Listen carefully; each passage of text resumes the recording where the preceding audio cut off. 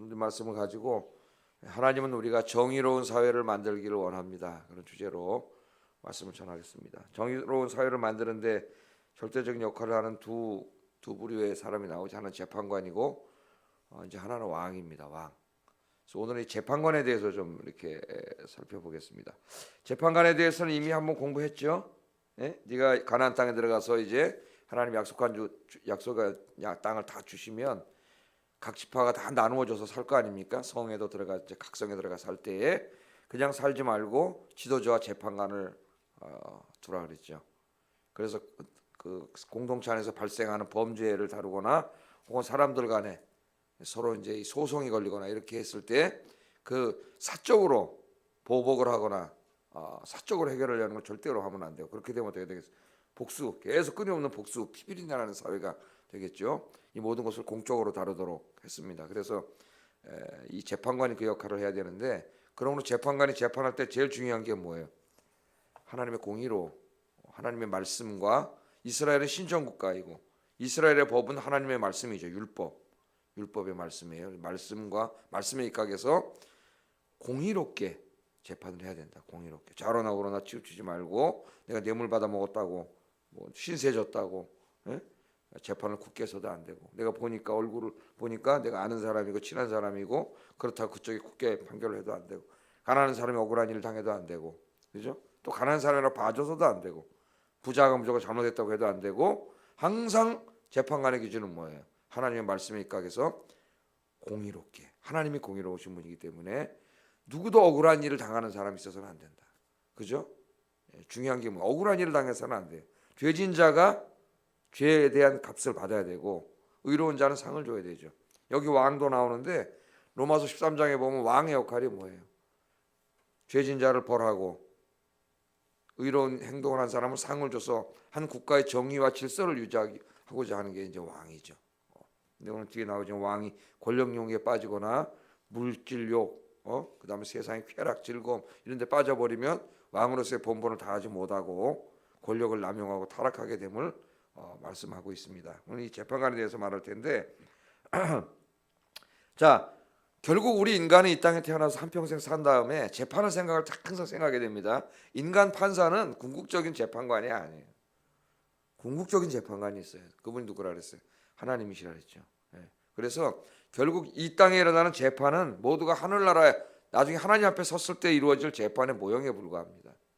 우리 모두는 이제 이 땅의 상을 다한 후에 한평생 삶에 대해서 이 사람이 선하게 살았는지 악하게 살았는지에 대해서 하나님 앞에 재판을 받아요. 그 백보자 심판이라 요한계시록 이렇게 나온다 그랬죠. 모든 사람이 다 재판을 받습니다. 하나님 앞에. 하나님 앞에 우리가 서면은 내가 한평생 살아왔더니 모든 것들이 다 드러나죠. 하나님 앞에. 이 땅에서의 재판은 증거를 수집하고 다 판사가 해야 돼. 왜? 내가 보지 않았기 때문에. 샅샅이 다 몰라요. 그 거짓말하고 이 사람이 또 거짓말하면, 그죠? 우리 솔로몬의 재판에서 보듯이 서로 자기 아들이라 그러고, 그럼 이거 뭐 어떻게 다 모르니까 완전한 재판을 할 수가 없습니다. 그러나 하나님의 재판은 그렇지 않아요. 하나님의 재판, 하나님 모든 걸 다 알고 계시고 우리의 속마음까지도 다 알고 계셔서 하나님은 공의로운 재판을 하세요. 조금 더 치우치지 않는. 그래서 정말 무서운 거는 어디 섰을 때입니까?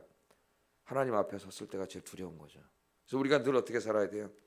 하나님 앞에 섰을 때 내가 어떤 모습으로 설 것인가. 그거는 어느 날 갑자기 이루어지는 게 아니라 내가 살아있는 동안 매일매일 순간순간에 내 생각과 행동과 말들을 통해 그 총합입니다. 총합. 이게 하나님 앞에 서게 되는 거예요. 하나님 앞에. 그럼 하나님이 다 판결을 내려요.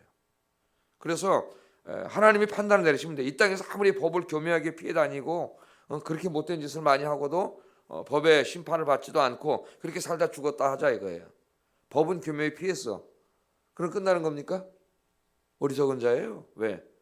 더 무서운 재판이 기다리고 있어요. 하나님의 재판은 피할 수 없어요.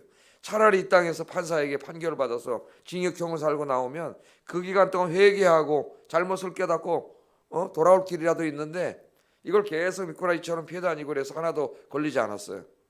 그럼 그 사람이 회개하겠습니까? 반성을 하겠습니까? 하나님 앞에 섰을 때 어떻게 되겠어요? 그 모든 이야기 다 드러나죠. 그래서 하나님의 재판이 무서운 거다.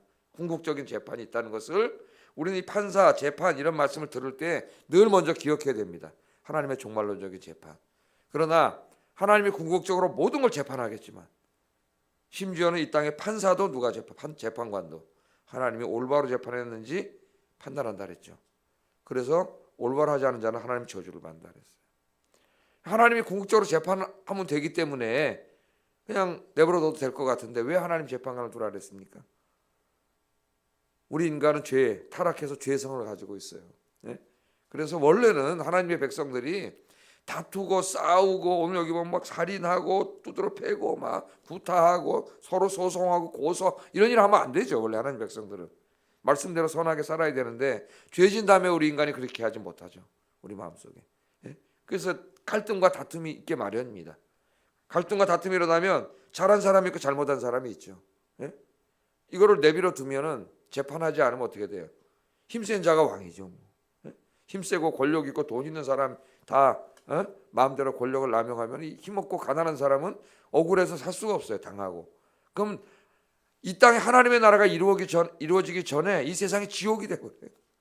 살 수 없는 사회가 되어버려요. 그래서 하나님께서는 하나님의 나라가 임하기 전에 이 땅에 지옥이 되는 걸 막기 위해서 무질서하게 내버려 두지 않습니다. 그래서 하나님이 왕을 두셨고 재판관을 두라 그랬어요. 하나님 질서의 하나님이고 정의로운 하나님이에요. 정의로운 하나님. 자, 그래서 이제 재판관이 하나님을 대신해서 재판을 하는 거라 그랬습니다. 왕도 하나님을 대신해서 통치하는 거예요. 그가 궁극적인 왕이 아니고 그가 궁극적인 재판관이 아닙니다. 누가 궁극적인 왕이?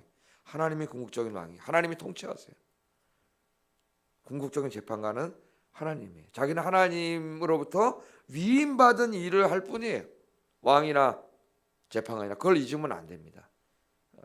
그러나 그걸 잊는 순간 그들은 타락하게 되고 권력이 타락하게 되고 권력이 남용되게 되고 뇌물을 받아먹고 그다음에 권력을 남용해서 억울한 일 당하는 사람이 생기고 이 사회가 지옥이 되는 거죠. 자, 그래서 이 제일 중요한 게 이제 공정하고 정의롭게 재판을 하고 통치를 하는 것이 중요한데 지난번에 이제 그에 대해서 우리가 공부를 했습니다. 그런데 이제 각 성의 재판관들이 있는데 그 재판관들이 모든 사건을 다 다루지는 못하겠어요. 하나님이 각 성에 있는 좀 이렇게 지금 하급 재판이라고 할 수가 있겠죠. 왜? 그들이 다루기에는 복잡하고 어려운 사건들이 있습니다. 그러니까 그 성에 있는 하급 재판관들이 다룰 능력을 넘어서는 일들인데도 그냥 자기가 다 그냥 능력이 안 돼도 해버리면은 정확하고 공정하게 재판할 수가 없어요. 그럼 반드시 억울한 당한 사람들이 많이 나옵니다. 재판을 엉터리로 해서 억울한 일들이 사람이 많이 나오면 어떻게 되겠어요? 사회가 갈등이 생기고 분열이 생기고 사회가 무너져요. 억울한 일 당한 사람들이 다 뛰쳐나오겠죠. 그래서 그런 어려운 일이 생겼을 때는 각 성에 있는 재판관들이 하지 말고 그 일을 담당할 재판관을 따로 뒀어요. 어디다 뒀어요? 성전에 와서 그 성전에 중앙재판관들이 있습니다. 우리나라로 말하면 지금 뭐 대법원이라고 할 수가 있겠어요. 네? 거기 재판관에 와서 그 사람들에게 그 재판을 받도록 하라 그랬습니다. 우리 그런 재판들이 뭐냐? 8절 한번 읽어보게요. 8절 시작.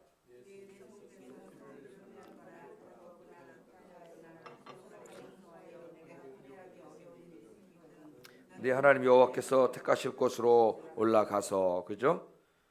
여기 피를 흘렸다는 것은 살인 사건 같은. 네? 근데 사람이 죽어도 도피성 제도에서도 볼 수 있듯이 부지중에 죽일 수도 있어요. 예를 들면 내가 도끼질을 하는데 도끼질을 이게 다 나오죠. 율법책에 하나님 말씀에 나와요. 도끼질을 하다가 도끼날이 쑥 빠져나갔는데 뒤에 있는 사람 맞아 죽었어요. 이건 전혀 내가 의도하지 않았고 일부러 한 것도 아니지만은 자식들이 볼 때 아무도 보지 않았고 또 그동안에 사이가 나빴다고 한번 생각을 해보세요. 두 사람만 있었는데 그럼 어떻게 되겠어요? 이쪽 가족에서 일부러 죽였다 이거. 그럼 어떻게 피비리 나는 복수가 일어나는데 하급 재판관이 이걸 다 혼자 할 수가 없는 사건, 함부로 판단 내리면 안 돼. 예? 그럴 수 없는 사건. 또 한 사람이 권력 있고는 뇌물을 받아 먹고 할 수도 있고 보니까 재판관하고 친한 사람이야. 뭐 여러 가지 일들이 발생할 수 있겠죠. 예? 또 서로 다투었어요. 다투었다는 건 뭡니까? 서로 소송을 걸고 지금 같은 우리나라 민사 사건 막 이런 재판, 재산 막 이런 거 가지고 막 누가 옳으니 또 솔로몬의 재판처럼 애 하나 데려가서 서로 자기 애라 이거 어떻게 재판을 합니까? 본 사람도 없고 뭐 DNA 검식할 수도 없고 아무도 할 수가 없잖아요. 그런 일들이 벌어지고 막 또 이 구타 서로 막 폭력이죠. 폭력. 요새 제일 다루기 어려운 사건이 뭐예요? 폭력 사건이죠. 폭력 사건은 쌍방이 항상 치고받고 했기 때문에 누가 잘못했느냐 먼저 따지면 서로 저 사람이 먼저 때렸다. 요새는 뭐가 다 밝혀주세요. CCTV님이 다 쫙 보고 있다가 그 있으면 되지만 그것도 없는 곳에서 그러면 상대방이 말만 들어야 되는데 서로 자기가 옳다 그러지 않습니까? 그 경찰서에서 경찰이 다 판단할 수가 없잖아요. 누가 해야 돼 이걸? 더 많은 훈련을 받고 공부를 한 재판관에게 가져가야 되죠. 그런 일이 생겼을 때 하지 말고 상급 재판으로 가져가라. 왜 그렇게 하실까요, 하나님? 엉터리 재판하지 않기 위해서, 억울한 일 당한 사람 없게 하기 위해서, 공의로운 재판, 정확한 재판을 하게 하기 위해서 하나님 그렇게 하시는 거죠. 그래서 9절 11절 한번 읽어보겠습니다. 시작. 그리하면 그들이 어떻게 판결할지를 내게 가르치리니 여호와께서 택하신 곳에서 그들이 내게 보이는 판결의 뜻대로 내가 행하되 그들이 내게 가르치는 대로 삼가 행할 것이니 곧 그들이 내게 가르치는 율법의 뜻대로 그들이 내게 말하는 판결대로 행할 것이요 그들이 내게 보이는 판결을 여기어 좌로나 우로나 치우치지 말 것이니라. 아멘. 자, 하나님 이렇게까지 해서 정의로운 사회를 만들기를 원하세요. 하나님 우리에게 원하시는 건 뭐예요? 정의로운 사회를 만들. 하나님 나라는 정의로운 나라, 공의로운 나라, 사랑의 나라, 정의의 나라, 평화의 나라입니다. 그 우리 그리스도인들은 이 땅에 하나님 나라를 만들어 가야 되는데, 그러니까 우리는 당연히 정의와 평화의 나라를 만들어 가야 돼요. 이 땅에. 그러기 위해서 국가 조직도 있고 다 있는 거예요. 이걸 잃어버리는 순간 우리 사회는 지옥이 되고 그들에게는 엄중한 하나님 심판이 있습니다. 자, 여기 보면은 원문에는 제사장 그랬는데 원래는 제사장들이에요. 복수예요. 제사장들과 그래야 정확하게 해석이 돼요. 재판장에게 가져가라 그랬어요. 이걸로 볼 때 성전에는 제사장들 중에서 재판장을 뽑았던 것 같습니다. 그러니까 제사장들이 여러 명 있잖아요. 대제사장이 있고 여러 명의 제사장이 있는데 뭐 1년에 한 번씩이든 2년에 한 번씩이든 그 중에서 한 사람이 에게 뭘 맡기는 거예요. 돌아가면서 재판장이 되는 거예요. 재판관이 되는 겁니다. 그러니까 다 이 제사장들이에요 지금. 그런데 이제 이런 어려운 소송이 오면은 나머지 제사장들과 이 재판관이 어떻게 하는가? 이 사건을 합동으로 심리하는 거죠. 합동으로. 하나님 그렇게 하라 그랬어요. 합동으로 심리를 해가지고 합동 판결을 내려. 지금 대법원이 그렇게 간단한 사건 한두 명이 하지만 중요한 사건은 대법원 9명입니까? 전원이 합동으로 심리를 해가지고 합동 판결을 내리죠. 우리 헌법재판회 같은 곳. 왜 그래요? 사안이 너무 중요하고 복잡하기 때문에 한두 사람의 능력으로 할 수가 없어요. 전문가 여러 명이 연구를 해가지고 쫙 왜 이러는 거예요? 다 정의로운 재판, 공의로운 재판을 위해서 하는 거예요. 정확하게 실수하지 않고 그래야 정의가 이루어져요. 네? 하나님이 그걸 하라 그런 거예요. 다 여기서 배운 거예요. 사람들이 지금 이미 만들어 놓은 거. 이미 하나님 그렇게 하라고 하나님 다 말씀하셨습니다. 자, 그 이스라엘 사회는 특별히 신정 사회고 그 법이 하나님의 말씀이에요. 율법. 누가 율법에 오르냐 하는 거 중요합니다. 그런데 지금은 나뉘어 있죠. 교회와 세상이 나뉘어 있어요. 그죠? 그 세상은 하나님 율법으로 재판하지 않아요. 하나님의 말씀으로. 판사가 앉아가지고 성경 말씀에 너는 위반했으니까 이러지 않잖아요. 뭐가 있어요 대신? 우리 대한민국 헌법이 있죠. 헌법. 그래서 그 법을 전공하고 공부해가지고 법에 따라서 판단을 하고 우리 그리스도인들도 헌법을 지켜야 되지만 우리는 더 중요한 또 하나님의 법이 있어요. 우리 안에. 그러나 이스라엘은 그게 같은 거죠. 두 개 같아요. 지금은 나뉘어져 있지만 세속 정부랑. 그러다 보니까 이 율법의 제일 전문가가 누구예요? 제사장이지 뭐 제사장. 그러니까 제사장이 재판관을 하는 거예요. 누가 하나님 앞에 옳은가? 누가 하나님 말씀에 옳은가? 이 부분을 우리가 적용할 수가 있겠죠. 나중에 헌법에 관한 것은 저기 있는 판사들에게 적용해야 되겠지만 그죠? 그래서 하나님의 말씀에 옳은가 좌우로나 우로나 치지 않고 이걸 잘 해가지고 판단을 내려서 이렇게 재판하라고 명령을 내리면 어떡하라? 그대로 좌우로나 우로 치지 말고 하급 재판관은 그대로 해야 된다는 거예요. 그리고 소송한 사람들은 그 결과에 순종해야 된다는 거죠. 그렇지 않으면 죽이라 그랬습니다. 그걸 순종하지 않으면 하나님이 세우신 권위가 내린 결론을 순종하지 않으면 결국 하나님 앞에 불순종하는 것이고 하나님의 사회를 파괴하는 거예요. 그래서 하나님께서 죽이라 그랬어요. 죽이라 그랬습니다. 자, 이 말씀을 통해서 우리가 적용을 하는데 첫째는 우리 그리스도인들의 선과 악의 기준은 우리는 물론 헌법을 통해서도 법을 통해서도 해야 되지만 더 중요한 건 뭐예요? 하나님의 말씀이다. 하나님 말씀. 하나님 말씀이 위고 그 밑에가 도덕과 윤리고 그 다음이 밑에가 법이에요. 법보다 더 중요한 건 도덕과 윤리고 도덕과 윤리보다 더 중요한 건 하나님의 말씀이에요. 하나님의 말씀.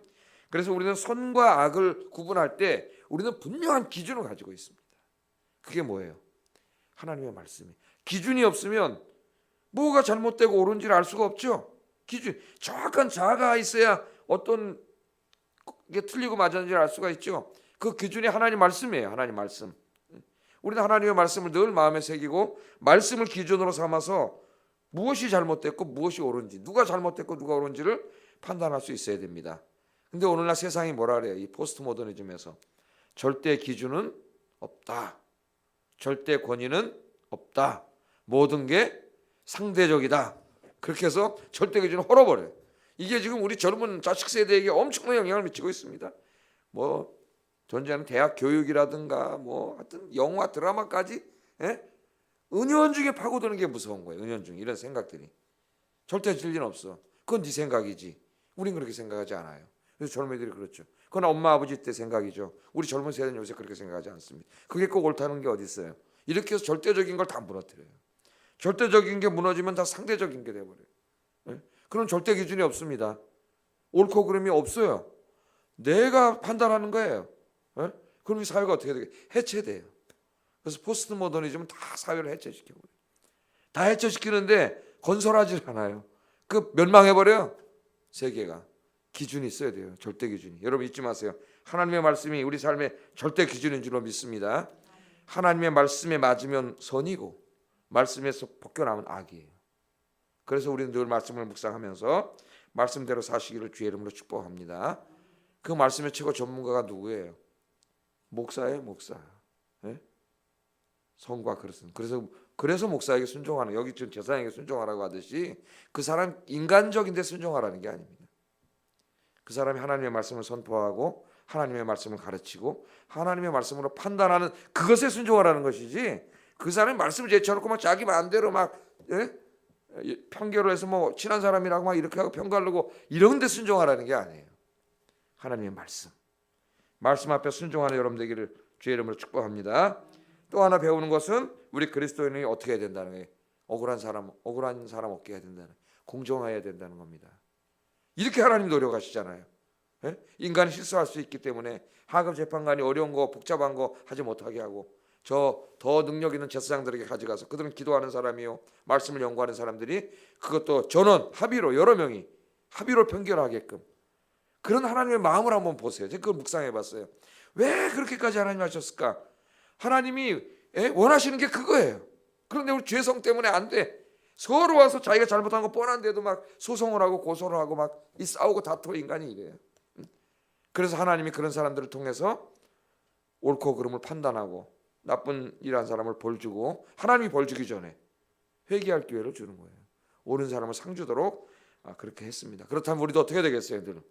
우리가 판사는 아니지만은 우리도 마음에 판단은 하잖아요. 판단. 공동체 안에서라든가 판단할 때 늘 하나님 말씀이 기준이 돼야 되고, 아셨죠? 내가 친한 게 기준이 되면 안 돼요.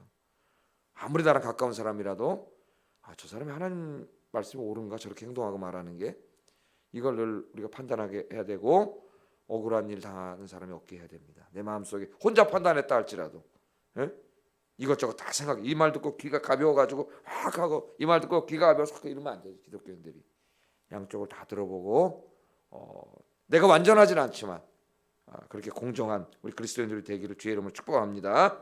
그러면 교회가 아름다워져요. 그러나 더 우리가 궁극적으로 하나 더 앞으로 나가야 될 게 있는데, 우리 그리스도인은 궁극적으로 이렇게 싸우고 구타하고 서로 치고받고 맞고 서하고 갈등하고 이런 일을 해서는 안 돼요. 궁극적으로 우리 하나님의 백성에게는 그런 것들이 어울리지 않아요. 그래서 이 세상은 그런 세상이에요. 그죠? 수도 없이 재판이 이루어지고 그래서 이렇게 많은 판사가 우리나라에 있고 이렇게 많은 검사가 있고 이렇게 많은 경찰이 있고 그래도 다 되지가 않아요. 이게. 그래서 대법원까지 가서 판단을 내려도 억울하다고 막 그런 게 인간 사회예요. 그런 이 갈등과 범죄와 악이 가득한 세상 속에 하나님의 백성들이, 이스라엘은 그냥 그 전체가 다 교회였고 국가였지만 지금 안 그렇죠. 그런 믿지 않는 세상 속에 교회가 있단 말이죠. 교회는 그들이 볼 때 또 하나의 새로운 사회예요. 그래서 이 말씀을, 하나님의 말씀을 성취하는 공동체를 이루어야 됩니다. 우리 교회가. 그러니까 교회 안에는 뭐가 있으면 안 돼요, 서로. 그래서 이제 신약으로 오면 다투고 갈등하고 시기하고 질투하고 싸우고, 교회가 이렇게 되면 안 되고, 그런 세상은 그렇지만 교회는 그렇지 않고도 우리가 얼마든지 서로 사랑하고 용서하고 이해하고 평화롭게 살아가는 모습을 보여줘야 돼요. 그게 천국이에요. 그게 바로 하나님의 모습이에요. 우리 교회가 그런 모습을 보여줘야 되기 때문에 1차적으로 공동체는 사랑의 공동체, 평화의 공동체가 됩니다. 갈등하고 싸우고 소송하기보다는 용서할 수 있는, 내가 잘못했을 때는 사과할 수 있는, 그게 성숙한 그리스도인이죠. 예? 내가 잘못했는데 뻔히 알면서 남네 안 봤다고 거짓말하고 그러면 안 되겠죠. 내가 잘못한 건 내가 알지 않습니까? 내가 잘못하면 미안하다는 되잖아요. 미안합니다, 집사님. 제가 그때 좀 그래서 미안해요. 그러면 뭐라 그랬어요? 집사님 괜찮아요. 저도 실수하는데 괜찮습니다. 그럼 어떻게 되겠어요? 갈등하고 다툴 일이 없잖아요. 싸울 일이 없어요.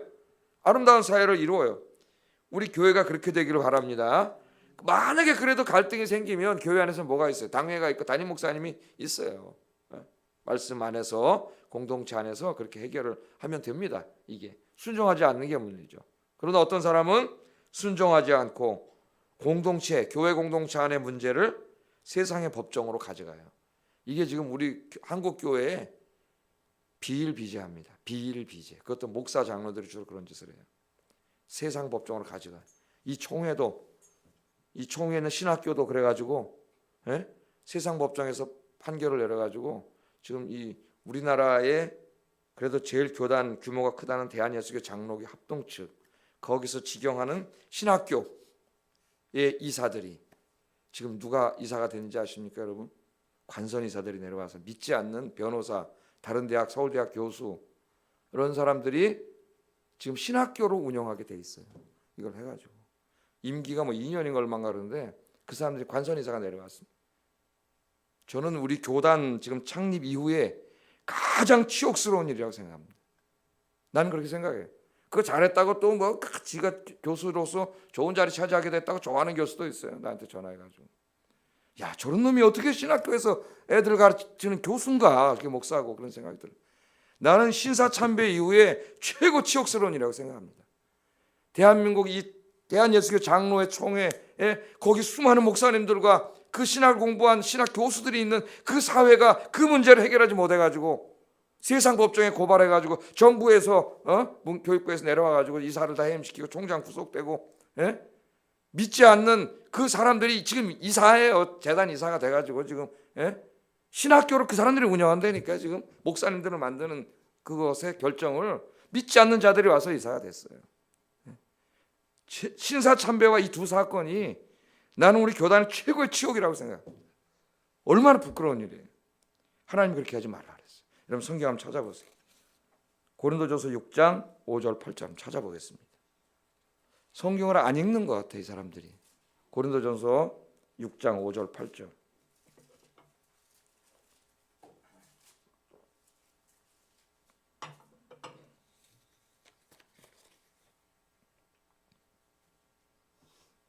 자, 같이 한번 읽어볼까요? 내가 너희를 부끄럽게 하려 이 말을 하노니, 뭐 하려고 이 말을 한다고요?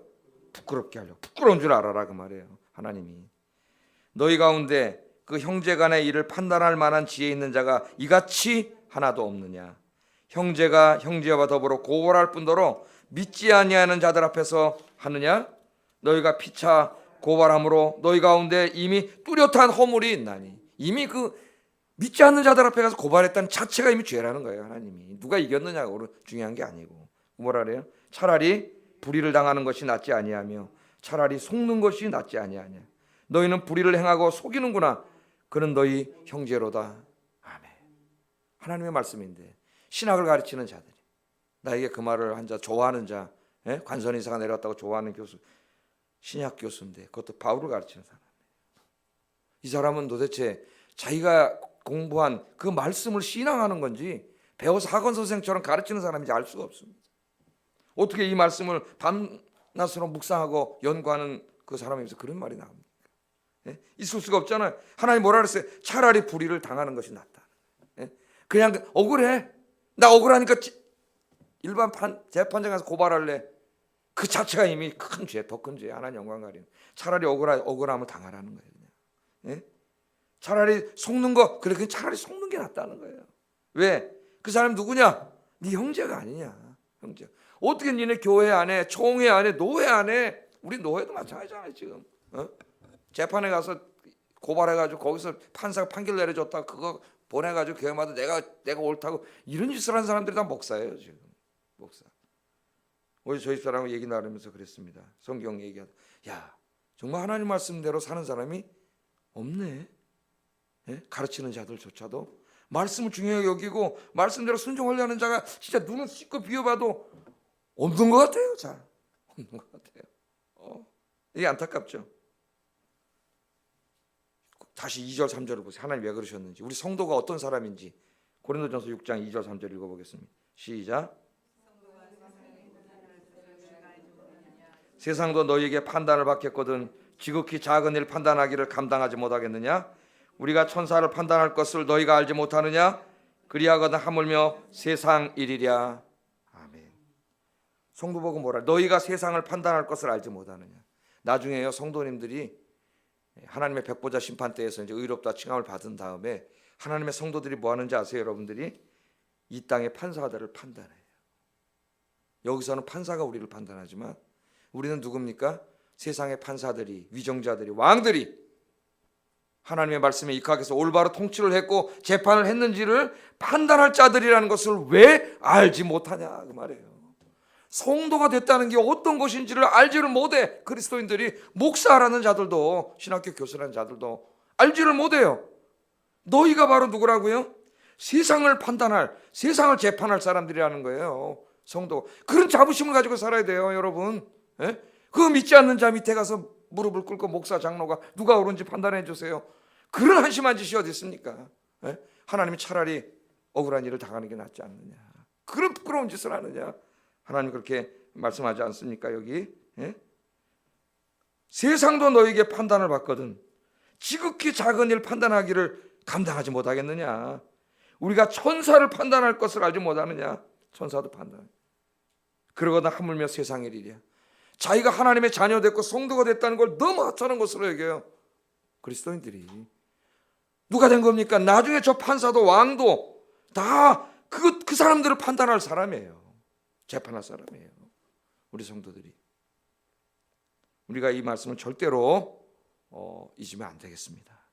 그래서 우리 교회에서 작년인가 앞으로 총회, 이 교회와 노회 총회를 일반 법정으로 가지고 가는 자는 5년인가 3년인가 정직하도록 했습니다. 이제 정직, 공직에 못 나오게 만들어놨어요. 그렇게 내가 읽어보니까 작년 건가 읽어보니까 읽더라고요. 많은 것들을 내가 다 읽어봤어. 하도 이 재판관 노회 싸우고 그래가지고 내가 다 읽어봤어요. 눈이 아파 죽겠는데 그 결정한 게 1000가지 넘어. 다 정해놓고 이렇게 다 읽어봤어요. 그런 결정들을 내렸더라고. 다 잊어먹었겠지만은. 예? 가져간 자들은 제가 정치를 안 해서 그렇지 다 5년 동안 앞으로 공직에 못 나오게 할 수 있어요. 정말 내가 정치에서 나가서 그렇게 하면은. 내가 통신대학에 가서 한 2번 설교를 한 적이 있는데 내가 한 번 더 불러줬으면 좋겠어요. 근데 안 불러줄 것 같아. 한 번 더 불러주면 내가 가서 이거 설교하려고 그래.